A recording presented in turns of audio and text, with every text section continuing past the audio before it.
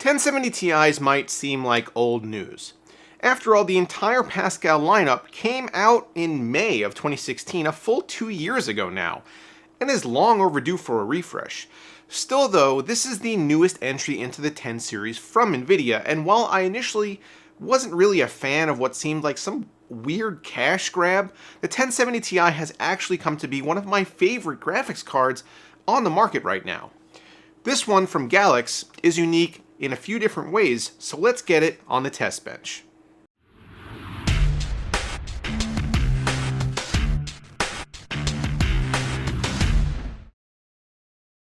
Looking to cool your CPU? Look no further than the EnerMax Lick Fusion. Featuring a 240mm radiator, twin TB RGB fans, an innovative inline pump design, and an all-new block with integrated flow meter and awesome RGB LED lighting, the Lick Fusion keeps your parts cool and your PC looking even cooler. Check out the link in the video description to learn more. The first thing that you notice about the Galax 1070 Ti EX-SNPR White is that it's white. I'm not the first to point out that something maybe went a little askew with Galax's white spray paint here, as this isn't a true white, it's more of an off-white or maybe a cream color. In and of itself, this doesn't bother me at all, but the issue is when you put it up against a component that is actually pure white, you do get some minor color contrast. If you guys watched the video where I did my white build, this didn't really end up being very apparent. Was it my amazing lighting and cinematography and editing skills?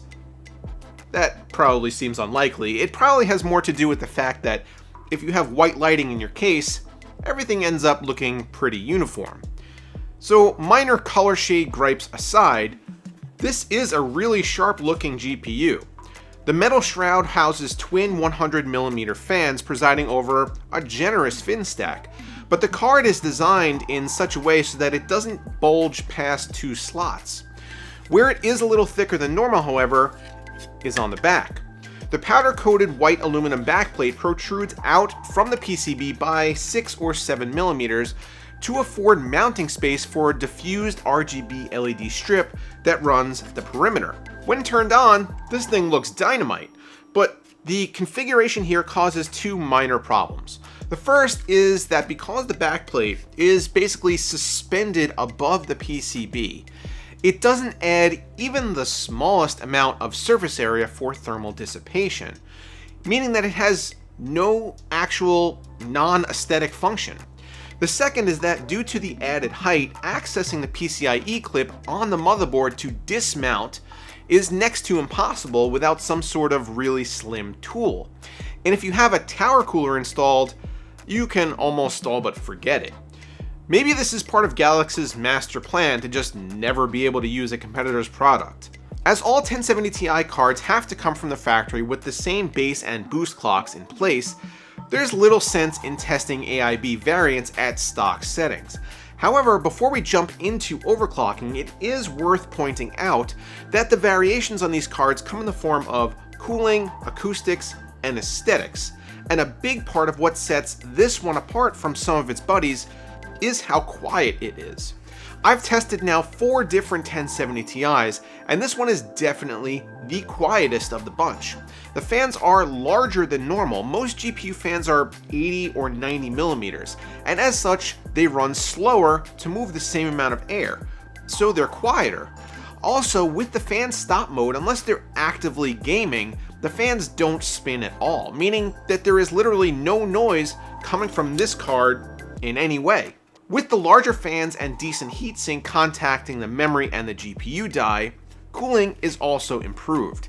Even when overclocked, I wasn't seeing temps go higher than 71 or 72C under full load, and this means that our boost clocks were able to maintain themselves with little or no variation. With a 175 MHz core overclock applied, our clock stuck firmly over 2000 MHz during back-to-back-to-back benchmarking runs.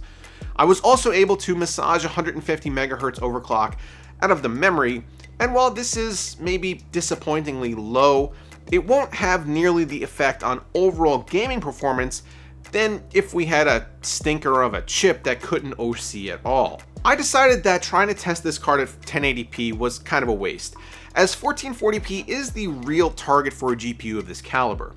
I'll toss some test results up on the screen, but we won't go into them in much detail because they're overall very similar to what we saw from Zotac's 1070 Ti Amp Extreme.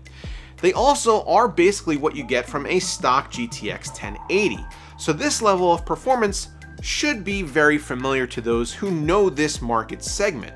After all, these cards have been out now for 2 years, like we said. So if this card is familiar, why buy it? Well, again, differentiators are acoustics, cooling, and aesthetics, and the Galax 1070 Ti Sniper White excels in all 3 of those areas. It provides superior cooling performance, allowing the GPU to consistently boost without throttling even a little bit. It's super quiet due to the large fans, and of course, it stands out with its white shroud and LED accent strip.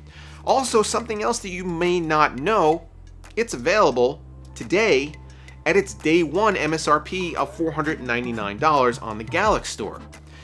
So what do you guys think of the 1070 Ti Sniper White? Are you going to pick one up? Or are you holding out for the eventual release of next generation Nvidia cards? Let me know down below in the comments. Also, don't forget to get subscribed to the channel if you are not already, and check out my merchandise store linked down below.